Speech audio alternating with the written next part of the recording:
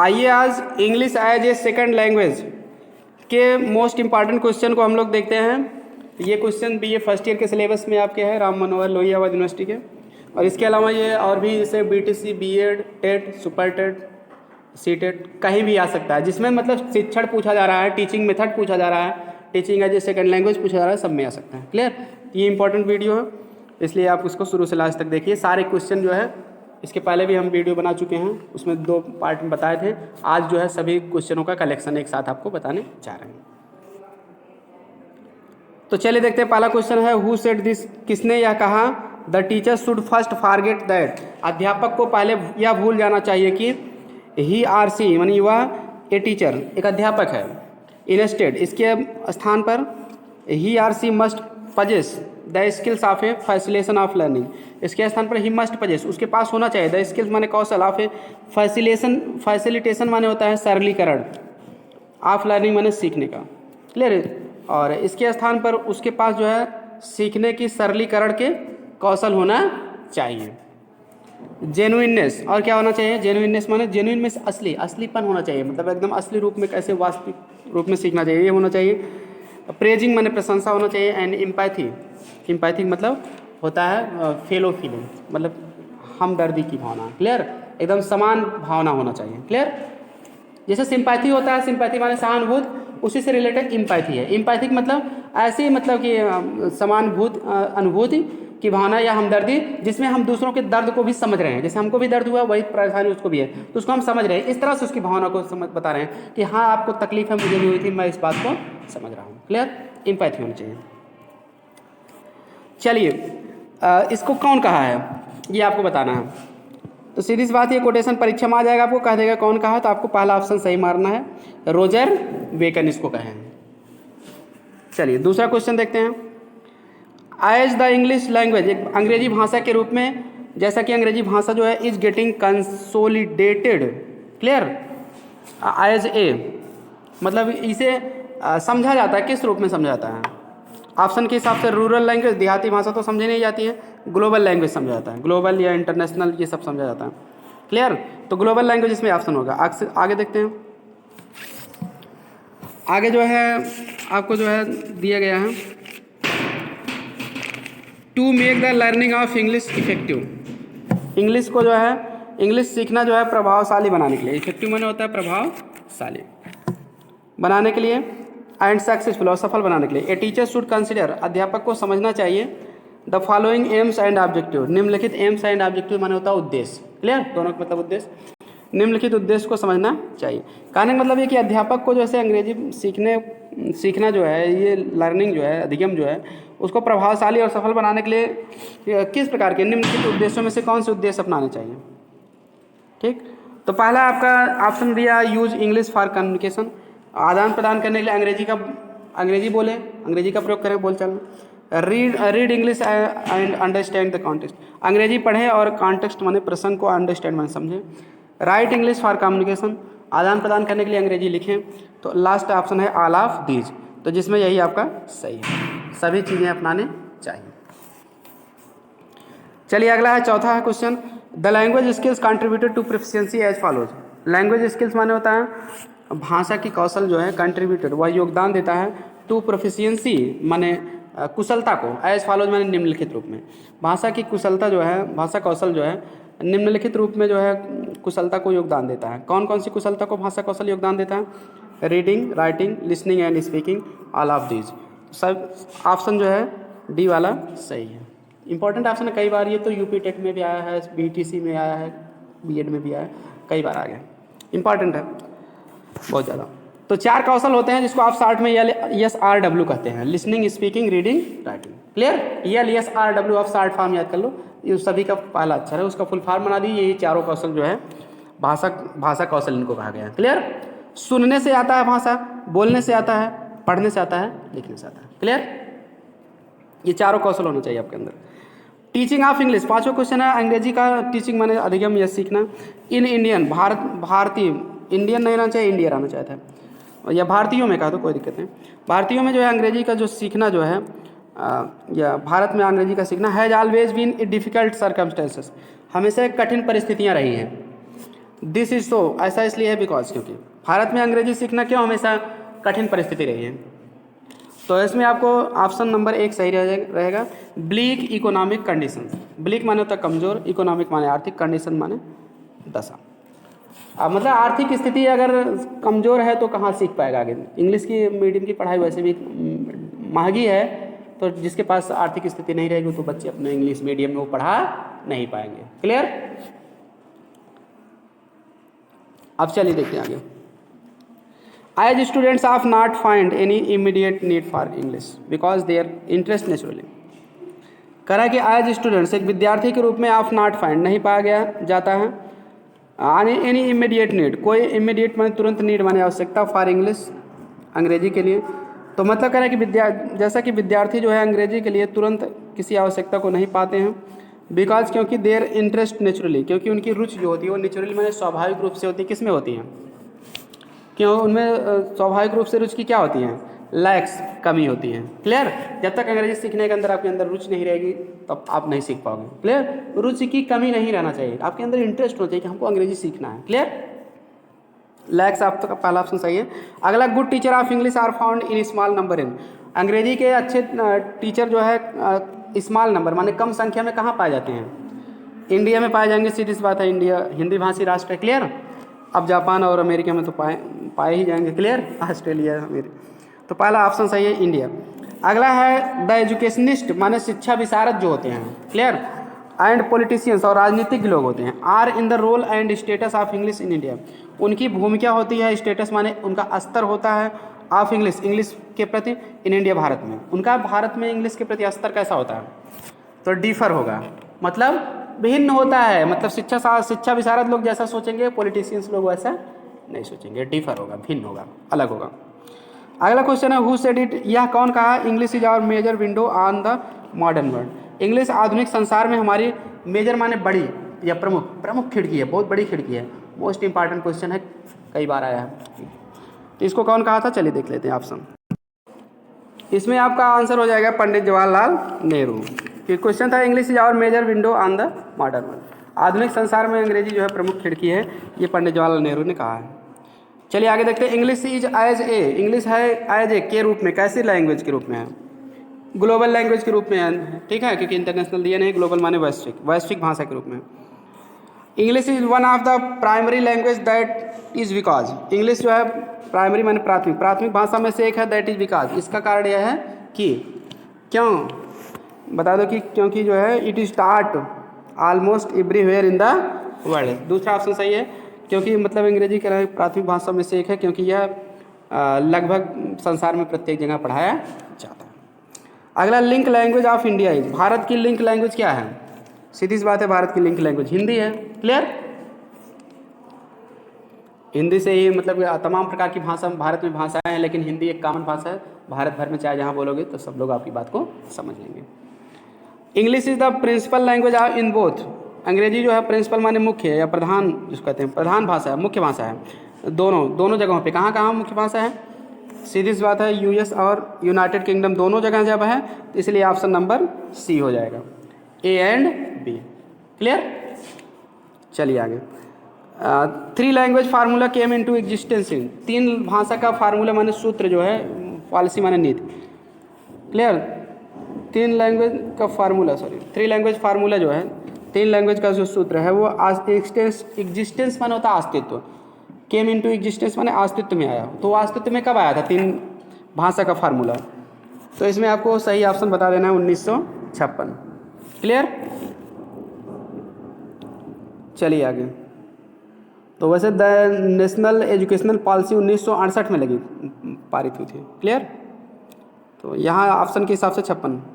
अगला देखते हैं, 3 language formula policy was proposed by, 3 language formula policy जो है 3 लैंग्वेज की सूत्र के जो नीति थी वो प्रपोज माने उसका प्रस्ताव किया गया था या सुझाव दिया गया था, किसके द्वारा? तो आपको पहला ऑप्शन सही है, सेंट्रल एडवाइजरी बोर्ड, CAB द्वारा, कैब द्वारा। क्लियर। जिसको कहते हैं सेंट्रल एडवाइजरी बोर्ड। ठीक। तो मतलब इसकी पॉलिसी का प्रस्ताव इनके द्वारा किया गया था। अगला है the India has a tremendous amount of need to learn English. भारत में अंग्रेजी सीखने की ट्रिमेंडस माने विशाल, विशाल मात्रा में आवश्यकता है। क्लियर? तो ठीक है, किस रूप में विशाल मात्रा में आवश्यकता है? सेकंड लैंग्वेज के रूप में, क्योंकि फर्स्ट लैंग्वेज हमारी हिंदी है, सेकंड लैंग्वेज इंग्लिश के रूप में हमको सीखने की क्या है ज़रूरत है, क्योंकि हर जगह इंग्लिश का महत्व बढ़ रहा है। English in India is a question of centralism. Bharat में जो है अंग्रेजी प्रश्न है, सेंट्रलिज्म माने केंद्रवाद, केंद्रवाद का प्रश्न है। ठीक है, तो किस प्रकार से केंद्रवाद का प्रश्न है? लिंग्विस्टिक, भाषा संबंधी। लिंग्विस्टिक माने होता है भाषा संबंधी या भाषा विज्ञान। क्लियर? इस रूप में जो है सेंट्रलिज्म का क्वेश्चन है इंग्लिश लिंग्विस्टिक के मामले में। क्लियर? अगला क्वेश्चन हमारा करा the language of is means. Language माने भाषा का मीन्स माने मतलब होता है थ्रू विच, जिसके द्वारा ए पर्सन कंटेम्पलेट्स, जिसके द्वारा व्यक्ति जो है कंटेम्पलेट्स माने तो विचार करता है। ठीक है, तो मतलब भाषा की कैसा माध्यम है जिसके द्वारा व्यक्ति विचार करता है? किस पर विचार करता है?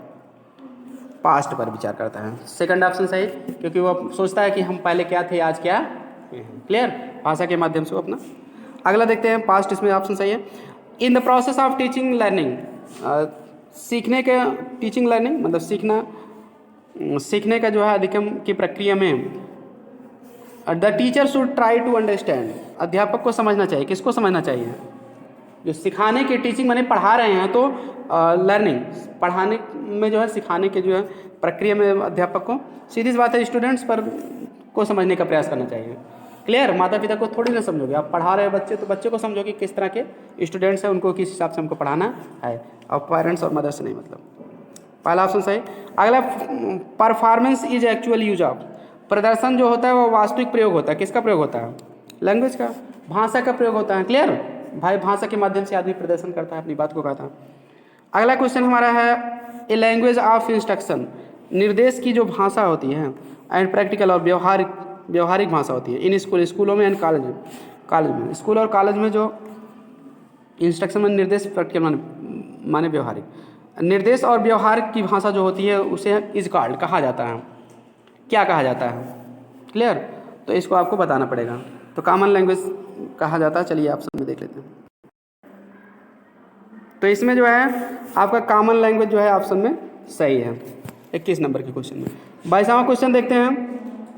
द रूल्स विच स्पेसिफाई, वह नियम जो स्पेसिफाई, ठीक है, हाउ स्पेसिफाई मतलब वह नमूना होना या महत्व होना, जो हाउ जो यह बताता है कि how sentence are built up, कि कैसे वाक्य बनते हैं। क्लियर? तो फिर कह रहे हैं कि out of phrases and phrases out of words. Out of phrases माने, फ्रेज माने शब्द का, शब्दों के समूह से कैसे बनते हैं वाक्य, and phrases out of words, और शब्दों से कैसे फ्रेज बनते हैं। कहने का मतलब यह है कि वह नियम जो स्पेसिफाई मतलब विशेष रूप से जो बताता है how sentences are built up, कि कैसे सेंटेंस बनाए जाते हैं आउट ऑफ वर्ड्स, फ्रेज से, जैसे फ्रेज से कैसे सेंटेंस बनाए जाते हैं, and phrase out of words, और शब्दों से कैसे फ्रेज बनाए जाते हैं। वो नियम क्या कहलाता है?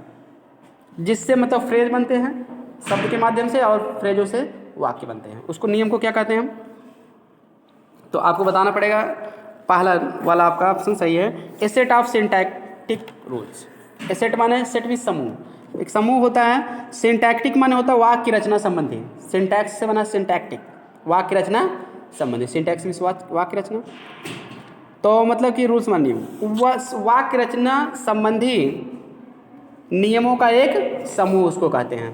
बात समझ गए ना? वाक्य रचना संबंधी नियमों का समूह, उसी में जो है शब्द से फ्रेज बनते हैं, फ्रेज से वाक्य बनते हैं। अगला, telegraphic speech refers to speech with only. Telegraphic मतलब होता है तार के समान कम शब्दों में, स्पीच माने भाषा या बोलना। क्लियर? तार के समान कम शब्दों में बोलना। रिफर्स माने वह संदर्भित करता है टू स्पीच, एक ऐसी स्पीच को विथ ओनली, जिसमें केवल होती है, ठीक है, क्या होती है टेलीग्राफिक स्पीच में, क्या होती है जिसमें मतलब तार के समान कम शब्दों में बोला जाता है, उसमें केवल ये होता है बी वाला, नाउन एंड वर्ब। किसी का नाम और वर्ब मतलब क्रिया, गो जाओ, कम आओ, मोहन सोहन, कौन है, हु इज। तो नाम केवल बोलेगा आदमी, वर्ब बोलेगा, तो कम शब्दों में आपका काम हो जाएगा। क्लियर? अच्छा, 24वां है लैंग्वेज एक्विजिशन, भाषा, ठीक है, एक्विजिशन जो है is generally, language acquisition is generally, मतलब भाषा अर्जन जो होता है वो जेनेटिकली है, सॉरी जेनेटिकली माने होता है आनुवांशिक रूप से, प्री डिटरमाइंड पूर्व निश्चित होती है, ठीक है। भाषा का जो अर्जन होता है वो आनुवंशिक रूप से पूर्व निश्चित होती है। Is the clear sequence of stage, वह किसी भी स्टेज में इस अवस्था, किसी भी अवस्था में क्लियर सीक्वेंस, स्पष्ट जो है सीक्वेंस होता है, क्रम होता है, सीक्वेंस मीन्स क्रम। विच children pass through in the first, जो बच्चों में पास थ्रू माने से होकर गुजरता है, इन द फर्स्ट माने पहले, जो बच्चों में पहले होकर गुजरता है, क्लियर।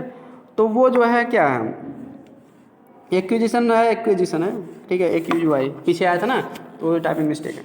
तो भाषा अर्जन जो है कह रहा है कि आनुवांशिक रूप से पूर्व निश्चित होता है, और ये स्पष्ट रूप से अवस्थाओं में जो है अवस्थाओं का स्पष्ट क्रम है, जो बच्चों में पहले इन द फर्स्ट सबसे पहले बच्चों में होकर गुजरता, कहाँ से होकर गुजरता, कितने साल में। तो आपका बी ऑप्शन सही है, 5 years ऑफ देयर लाइफ, जो बच्चों के जीवन में 5 साल तक जो है गुजरता है। तो मतलब जो भाषा बच्चे सीखते हैं किस हिसाब से वो आनुवांशिक रूप से जो है उनके अंदर कुछ उसके लक्षण रहते हैं, क्लियर। 25वां क्वेश्चन है, इन प्रेफरेंस एज एरर्स, इंटरफेरेंस है, सॉरी इंटरफेरेंस माना होता है बाधा या हस्तक्षेप, इंटरफेरेंस इंटरफियर से बना है, क्लियर। इंटरफियर करना मतलब हस्तक्षेप करना, बाधा करना। एज एरर्स, एरर्स मीन्स गलती। इन द लर्नर्स माने सीखने वाले के यानी विद्यार्थी के, use of the foreign language, विदेशी भाषा के प्रयोग, कह रहा है कि विदेशी भाषा के प्रयोग में सीखने वालों में जो बाधा होती है, गलतियों के रूप में जो बाधा आ जाती है, that can be traced back, that can be traced back, trace माने पता लगाना, उनका वापस पता लगाया जा सकता है टू द मदर टंग, मातृभाषा के लिए, मातृभाषा के हिसाब से उनका वापस पता लगाया जा सकता है। डिफाइन बाय, इस ये परिभाषा कौन दिया है, एक परिभाषा है कि मतलब कि विदेशी भाषा के प्रयोग में, विदेशी भाषा के प्रति जो है जो सीखने वालों का प्रयोग होता है उसमें गलतियों की बाधा आ जाती है, जिसका जो है मदर टंग यानी मातृभाषा के माध्यम से पता लगाया जा सकता है। इसको कौन कहा है, तो आपके लाट कहे हैं, LOTT। Language interference is considered, भाषा का हस्तक्षेप जो है उसे समझा जाता है as one of the error source, एक गलती का स्रोत के रूप में समझा जाता है। तो कौन सी गलती का स्रोत के रूप में समझा जाता है, निगेटिव सोर्सेज, नकारात्मक स्रोत के रूप में समझा जाता है, क्लियर। तो नकारात्मक स्रोत रहेगा तो भाषा में बाधा आएगी ही, क्लियर। चलिए अगले 27 नंबर का है, language is a medium of, language माध्यम होता है, किसका माध्यम होता है। तो पहला ऑप्शन सही है, कम्युनिकेटिंग माने कम्युनिकेटिंग आइडियाज माने विचारों का, कम्युनिकेट माने आदान प्रदान करने का, फीलिंग्स माने भावनाओं का, एक्सपीरियंस माने अनुभव। तो जब विचारों, भावनाओं और अनुभवों के आदान प्रदान करने का क्या होता है, लैंग्वेज माध्यम होता है, क्लियर। आपको केवल थोड़े में आ जाएगा, language is medium of thought expression, तब भी आपका ऑप्शन सही हो जाएगा, क्लियर। विचारों को अभिव्यक्त करने की माध्यम होता है, क्लियर। थॉट नहीं आया तो इसमें आइडिया आ गया, क्लियर, इतना समझ लो। ये भी क्वेश्चन आ सकता है, लैंग्वेज इज मीडियम ऑफ, एक ऑप्शन में रहेगा थॉट एक्सप्रेशन, तो वो सही होगा, क्लियर। क्योंकि भाषा के माध्यम से ये आदमी विचारों को अपने व्यक्त करता है। लैंग्वेज एक्विजिशन, भाषा अर्जन जो होते हैं, कह रहे हैं इज ए प्रोसेस, एक ऐसी प्रक्रिया which can take place at, जो हो सकती है, टेक प्लेस मतलब स्थान ले सकती है, यानी हो सकती है, एट माने पर, ठीक है, किस में हो सकती है। तो आपका जो है सेकंड ऑप्शन सही है, any period of one's life, व्यक्ति के जीवन के किसी भी पीरियड में जो हो सकती है, क्लियर। देखिए हम सभी ऑप्शन इसलिए नहीं पढ़ रहे हैं क्योंकि सभी ऑप्शन पढ़ोगे बार बार तो परीक्षा में कन्फ्यूजन भी हो सकता है, ये तो नहीं हो सकता, एक ही याद करोगे, एक ऑप्शन आपको जो सही है बस वही याद कर लो, क्लियर। बस आपको कोई का कन्फ्यूजन नहीं होगा, वो ऑप्शन दिखते ही टिक कर दोगे, ठीक है। नहीं तो सबको बार बार पढ़ोगे या नया कन्फ्यूजन होगा। हाँ, जिसमें सही ऑप्शन नहीं मिल पा रहा तो सारे प्रश्न को पढ़ लो, उपयुक्त सभी है, A+B दोनों है, तो क्लियर, ऑल एबव या A+B। फर्स्ट लैंग्वेज एक्विजिशन, क्योंकि भाषा आदमी any period of one's life, व्यक्ति अपने जीवन के किसी भी काल में भाषा को सीख सकता है ना। आदमी बहुत लोग बड़े हो जाते हैं, दूसरे देशों में चले जाते हैं यात्रा करने या वहाँ कमाने के पर्पज से, तो वहाँ की भाषा सीख लेते हैं, ठीक। तो fast language acquisition refers to, fast माने होता है तेजी से, लैंग्वेज एक्विजिशन, भाषा को एक्विजिशन माने होता है अर्जन करना, सीखना। तेजी से भाषा अर्जन, इज माने है ऑफ द, किसका है, मदर टंग, क्लियर। तो इसमें जो है मदर टंग जो है उसको मतलब बहुत तेज़ी से क्या किया, सीखा जा सकता है। आदमी अपनी मातृभाषा को बहुत तेज़ी से सीखता है ना। ऑप्शन यही सही है, ठीक है। सिस्टर टंग आपका गलत होगा। Clear?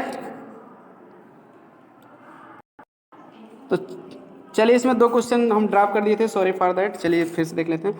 First language acquisition refers to, प्रथम भाषा एक्विजिशन माने अर्जन, प्रथम भाषा अर्जन जो है रिफर्स माने संदर्भित करता है, किसको संदर्भित करता है?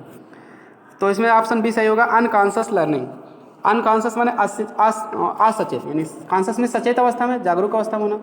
तो बिना सचेत अवस्था में सीखने को फर्स्ट लैंग्वेज क्या करता है, संदर्भित करता है। मतलब फर्स्ट लैंग्वेज आदमी पहले अपनी मातृभाषा सचेत अवस्था में नहीं रहे तभी वो सीख सकता है। क्योंकि अगला है characteristics of the first language acquisition, प्रथम भाषा अर्जन की विशेषता है, क्या है? तो ये इसमें आपको जो है पहला ऑप्शन है, इट इज इंस्टिंक्ट। इंस्टिंक्ट माने होता है स्वाभाविक, या स्वाभाविक रूप से फर्स्ट लैंग्वेज आदमी सीख लेता है, बात सही है। इट इज़ वेरी रैपिड, या बहुत तेज़ सीखता है, ये भी सही है, rapid means Tej. It is very complete, या बहुत पूर्ण होती है, भी सही है। इसलिए जब इसमें सब सही है तो ऑप्शन नंबर डी सही माना जाएगा। क्लियर? पहली भाषा को आदमी स्वाभाविक रूप से बहुत तेज़ी से और बहुत पूर्ण ढंग से सीखता है। क्लियर? अगला है language acquisition is one of the, इसको बता चुके हैं, one of the mother tongue. भाषा, पहली भाषा का अर्जन जो है मातृभाषा में से एक है। क्लियर? चलिए आगे देखते हैं। What do you mean by language? Language से आपका क्या मीन में तात्पर्य है या मतलब है? तो द करेक्ट आंसर इज, सही ऑप्शन आपको बताना है। तो पहला ऑप्शन है, the language is a means through which a person completes. भाषा एक माध्यम होता है जिसके द्वारा व्यक्ति जो है कंटेम्पलेट्स माने विचार करता है। तो आगे देखते हैं अगले पेज पे। द पास्ट ग्रेस्प्स, ठीक है, भूतकाल की पकड़ पर करता है वो विचार।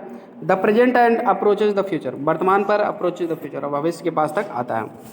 तो ये आपका ऑप्शन सही नहीं है। अगला ऑप्शन पढ़ लेते हैं। When a few sentence are put together they form language, जब कुछ सेंटेंस जो है एक साथ रख दिया जाए तो वे भाषा को बना देते हैं। क्लियर? तो सीरीज बात है, यही ऑप्शन आपका सही है। तो इसमें ऑप्शन आपका बी सही है। चलिए देखते हैं आगे। Acquisition is carried out in the, अर्जन जो होता है एक्विजिशन, भाषा का जो अर्जन होता है इज कैरिड आउट, वो पूरा किया जाता है इन द ऑफ चाइल्डहुड, बचपन के, ठीक है, किस साल में जो है पूरा किया जाता है। तो इसमें देखिए क्या है कि अब यहाँ फर्स्ट ईयर, ठीक है, भाषा का अर्जन जो है फर्स्ट ईयर में तो पूरा नहीं हो सकता है, 1 साल में, 2 साल में भी नहीं, थर्ड ईयर में भी नहीं होगा। इसलिए इसमें नन ऑफ दीज ऑप्शन आपका सही होगा। इसका करेक्ट आंसर आपको मिल जाएगा किताब में जब पढ़ोगे तो by around age 12। Clear? By around age 12, लगभग जो है 12 साल तक जो है, क्लियर, भाषा का अर्जन जो है बच्चे की पूरा हो सकता है। क्लियर? बाल्यावस्था 12 साल तक, तो उतना तक वो सीखेगा। क्लियर? इसलिए 12 इसमें सही है, 12 दिया नहीं है। क्लियर? तो अब इसलिए नन ऑफ दीज आप मार दोगे। अगला है, acquisition has nothing to do with, अर्जन का, यानी भाषा को अर्जन करने का has nothing to do with, कुछ भी लेना देना नहीं है। किससे कुछ भी नहीं लेना देना है? इंटेलिजेंस से, बी से, बुद्धि से कुछ लेना देना नहीं है। मतलब कि ये नहीं सोचो कि बुद्धि नहीं है तो सीख नहीं पाएगा। तो भाई सीख सकता है, सबको, मंद बुद्धि के बालकों को पढ़ाने की अलग एक स्टाइल होती है, ज़्यादा बुद्धिमान अलग, सीखने के सब सीख सकते हैं। क्लियर? अगर बुद्धि कम भी है तब भी वो सीख सकते हैं। ऑप्शन सी, ऑप्शन इसमें अब प्रश्न के हिसाब से भी सही रहेगा according to book. In exceptional cases, exceptional मतलब होता है क्या, बहुत केसेज माने मामले हैं, मतलब कि असाधारण मामले में, एक्सेप्शनल माने असाधारण। एक्विजिशन कैन बी बोथ, अर्जन दोनों हो सकता है असाधारण मामले में। क्या क्या हो सकता है? तो सीधी सी बात है, दोनों मतलब क्या, नेचुरल कंट्रोल दोनों हो सकता है, नियंत्रित, नेचुरल माने स्वाभाविक, कंट्रोल माने नियंत्रित। इसलिए ऑप्शन नंबर सी सही हो जाएगा, ए और बी दोनों।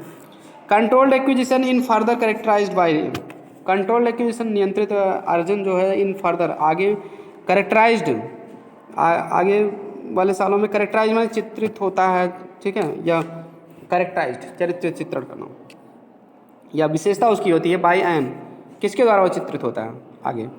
तो आपको ऑप्शन बताना है इसमें। पहला ऑप्शन है ऑर्डर्ड, ठीक है, जिसका क्रम होता है, एक्सपोजर माने होता है पहुंचाना, टू द डाटा, डाटा का मतलब जानी हुई बात होती है, डाटा ऑफ लैंग्वेज भाषा के, तो भाषा के डाटा को जो है पहुंचाने के क्रम में होता है।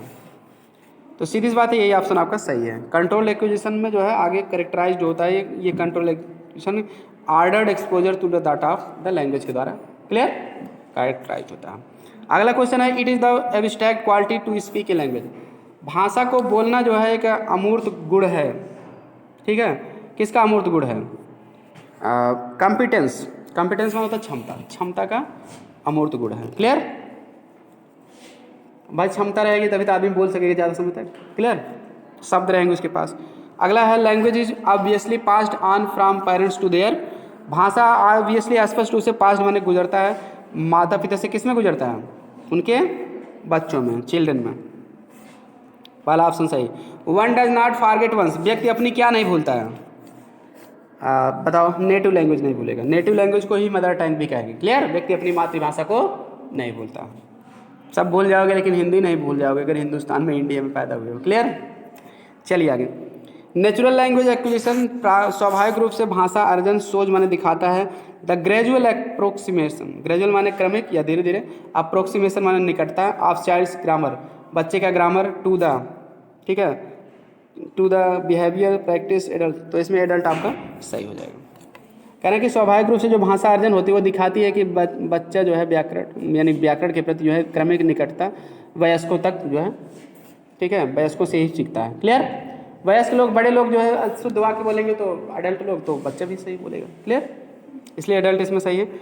अगला है, इंडियन इंग्लिश, भारतीय अंग्रेजी जो है is also shorten. Shorten means कम, वो कम हो जाती है बाय मेनी वर्ड्स, कई शब्दों के द्वारा, to create commonly used. Create माने उत्पन्न करने के लिए, कॉमनली यूज्ड माने सामान्य रूप से प्रयोग। तो भारतीय इंग्लिश जो है वो सामान्य रूप से प्रयोग उत्पन्न करने के लिए बहुत से शब्दों को कम कर देती है।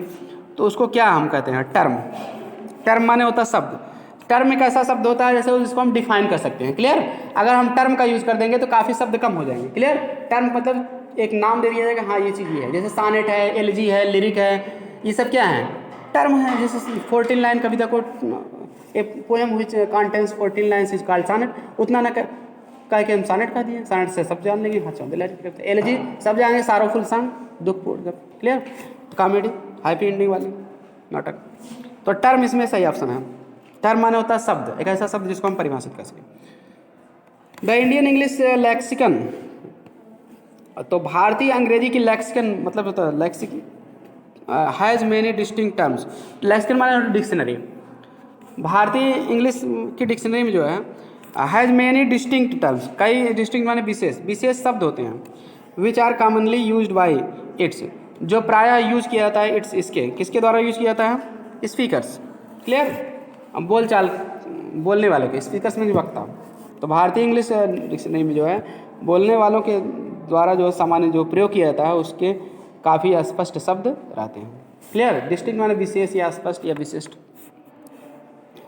अगला क्वेश्चन हमारा कह रहा है कि the new English that is Indian has its own. तो मतलब नई अंग्रेजी that is the Indian English, जो भारतीय अंग्रेजी में है, हैज़ इट्स ओन, उसके अपने हैं। ठीक है, क्या है उसके अपने? देखिए, कॉन्टेक्स्ट ऑफ फंक्शन है, कार्य के प्रसंग हैं, यूजेज उपयोग भी हैं अपने, कैरेक्टरिस्टिक्स माने उसकी अपनी विशेषताएं भी है। तो ये सभी चीज़ें सही ठहर रही हैं, इसलिए इसमें ऑप्शन नंबर डी सही हो जाएगा। क्लियर, चलिए आगे बढ़ते हैं। अगला क्वेश्चन है हमारा, इंडियन इंग्लिश इज कॉम्प्लेक्स। भारतीय अंग्रेजी कॉम्प्लेक्स माने जटिल होती है एंड वेरीगेटेड। क्लियर, और वेरीगेटेड होती है, वेरीगेटेड मतलब विचित्र होती है, विचित्र या विभिन्न। फेनोमेना माने घटना, उसमें विचित्र घटनाएं होती हैं। जब which lies in its typically idiom, which lies जो निहित होती है इन इट्स, इसके टाइपिकली इंडियंस, एक प्रकार से भारतीयों में, जो एक प्रकार से इसके भारतीयों में जो है निहित होती है। तो बताइए क्या होती है भारतीय में? टोन माने स्वर होता है, रिदम माने लय होता है। तो दोनों बातें सही हैं कि इंडियन इंग्लिश में कॉम्प्लेक्स और वेरीगेटेड फिनोमेना है। जटिल और विभिन्न घटनाएं होती हैं जो भारतीयों में एक टाइपिकल माने अपने हिसाब से एक प्रकार से अलग ही निहित होता है। तो भारतीय लोगों की टोन जो है क्या है, अंग्रेजी में अंग्रेजों के जैसे नहीं है। रिदम लय भी उतना नहीं निकाल पाते हैं। क्लियर, तो इसलिए दोनों विभिन्न होती हैं, इसलिए दोनों जब सही हैं तो ऑप्शन नंबर सी। चलिए 45 नंबर का देखते हैं। English suffix are also appended to. भारतीय इंग्लिश सफिक्स माने क्या होता है? प्रत्यय। आल्सो अपेंडेड माने क्या होता है, संलग्न या जुड़ा हुआ। इंग्लिश प्रीफिक्स में जुड़ा भी रहता है, क्या जुड़ा रहता है, इंडियन टर्म्स, भारतीय शब्द। क्लियर, इंग्लिश सफिक्स में भारतीय शब्द भी जुड़े रहते हैं। जैसे कुछ शब्द ऐसे होते हैं इंग्लिश के रहते हैं लेकिन हिंदी के भी रहते हैं, इंग्लिश वर्जन में लिख दिए जाते हैं। जैसे हिंदी में अंग्रेजी के नए शब्द हैं, उसी तरह अंग्रेजी में हिंदी के भी शब्द हैं। क्लियर, वो सफिक्स है, हिंदी के कुछ सफिक्स है इंग्लिश में, भारत इंडियन टर्म्स के, भारत के जो टर्म हैं शब्द हैं वो भी जुड़े रहते हैं। तो इसमें ऑप्शन नंबर बी सही है। Indian English morphology is very, ठीक है। भारतीय अंग्रेजी मॉर्फोलॉजी माने होता है शब्द संरचना, शब्द संरचना या रूप विज्ञान, शब्दों का जो रूप होता है उसका विज्ञान, साइंस होता है, मॉर्फोलॉजी कहते हैं, शब्द संरचना या रूप विज्ञान। इज माने होती है वेरी, बहुत क्या होती है। भारतीय इंग्लिश में मॉर्फोलॉजी जो होती है बहुत क्या होती है, शब्द संरचना, क्रिएटिव होती है। क्रिएटिव माने रचनात्मक होती है, ये रचनात्मक या सृजनात्मक।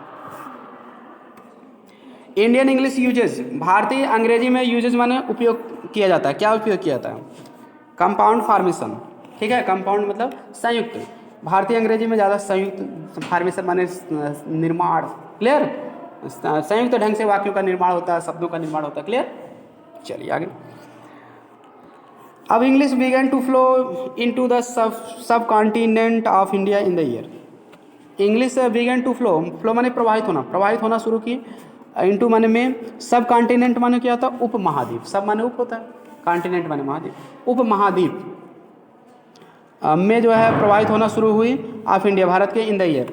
मतलब अंग्रेजी भारत के उप महाद्वीप में किस साल में प्रवाहित होना शुरू हुई, बताओ। पहला ऑप्शन आपका सही है 1600। क्लियर, आगे। When English became the language of the supreme court in Calcutta, अंग्रेजी जो है कलकत्ता में सुप्रीम कोर्ट की भाषा कब हुई थी, इसकी भी आपको जानकारी होना चाहिए। 1774 में हुई थी, सी ऑप्शन सही है। क्लियर, चार ऑप्शन मत याद करो नहीं तो कन्फ्यूजन होगा, एक ही याद करो ताकि परीक्षा में आराम से जाए।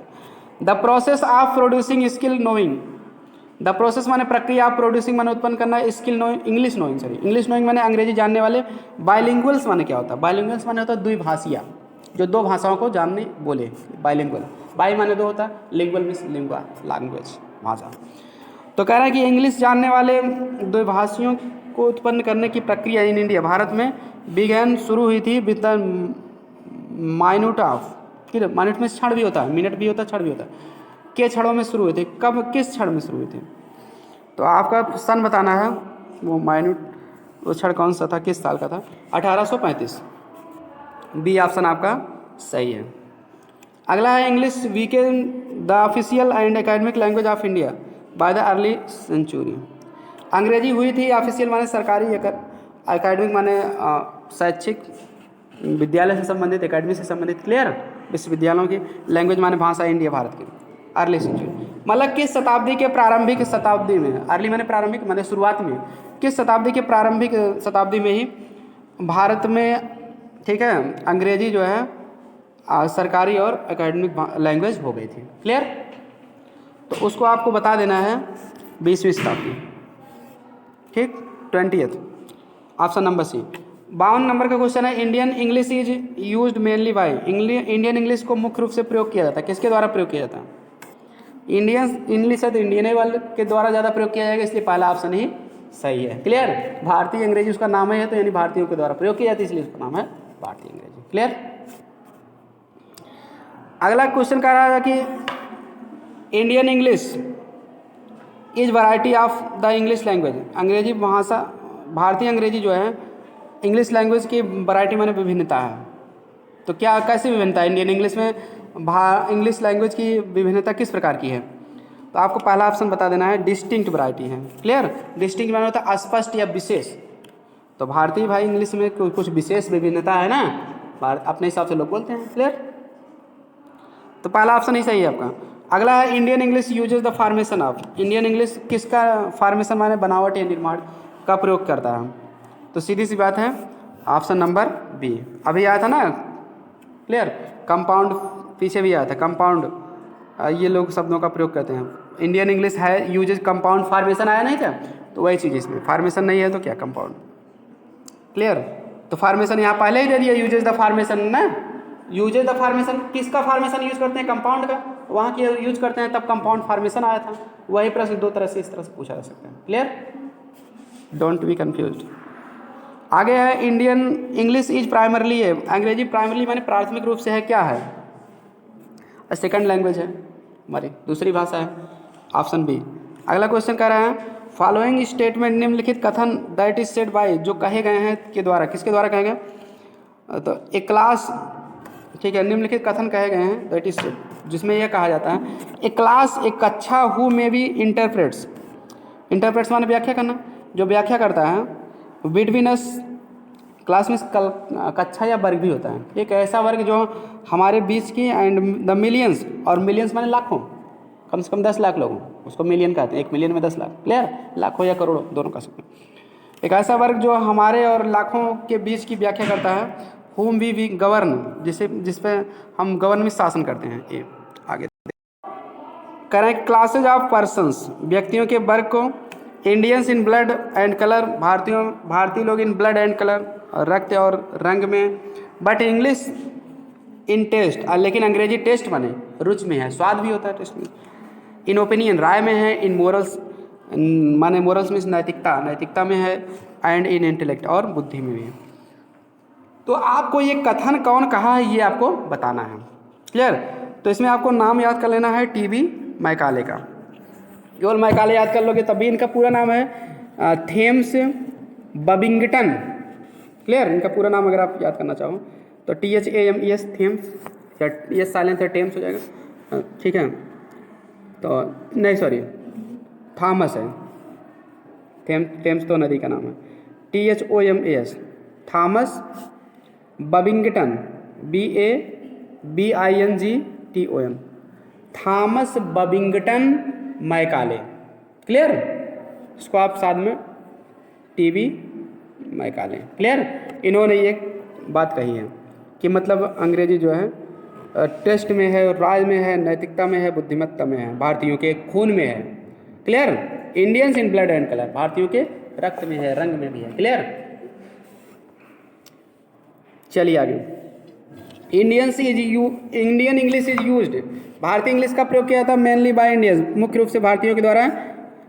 क्लियर, अभी देखिए पीछे भी आया था ना इंडियन इंग्लिश इज यूज्ड, तब ऑप्शन में इंडियंस दिया था ना, तो वही सही था, लेकिन इसमें पूरा कोटेशन दिया है it is the language of, यह भाषा है, किसकी भाषा है? नेशनल अफेयर्स, राष्ट्रीय मामलों की भाषा है।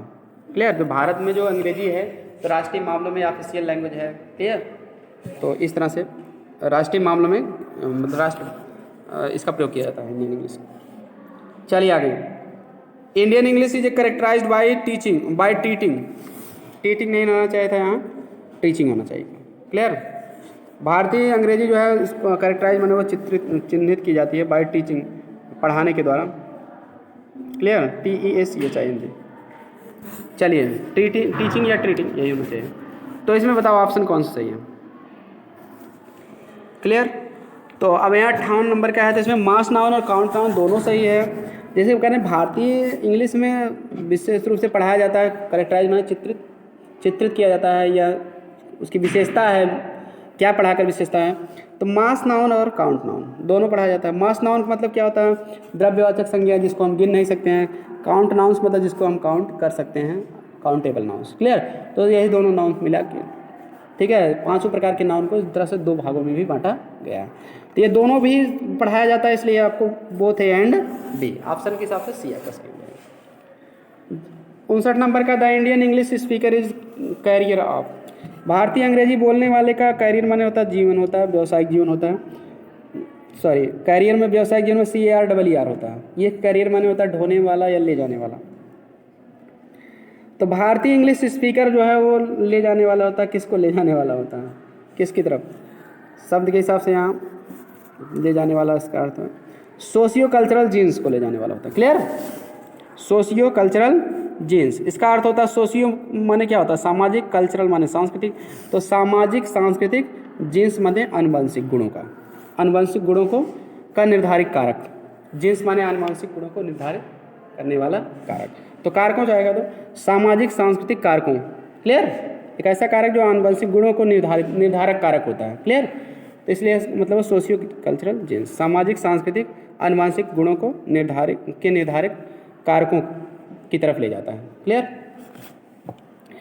तो ऑप्शन नंबर आपका बी बिल्कुल सही है। अगला देख लेते हैं, Indian English is distinct variety of. भारतीय अंग्रेजी जो है स्पष्ट विभिन्नता है। किसकी है स्पष्ट विभिन्नता? भारतीय इंग्लिश में किसकी स्पष्ट विभिन्नता है? इंग्लिश लैंग्वेज की स्पष्ट विभिन्नता है भारतीय इंग्लिश में। क्लियर? तो second language of India, Bharat की दूसरी भाषा क्या है? English. English as a second language आपका टॉपिक है, पढ़ रहे हो। What is importance of English, Angrezi का क्या महत्व है? तो देखिए लिंक लैंग्वेज है, ये भी सही बात है। एजुकेशनल शैक्षिक महत्व तो है ही है, इंटरनेशनल इंपॉर्टेंस भी है, इसलिए तब जब सभी चीज़ें हैं तो ऑप्शन नंबर डी सही होगा। क्लियर? तो जिसमें ऑप्शन नंबर डी है सभी वाला, तो आप तीनों याद कर लो। क्लियर?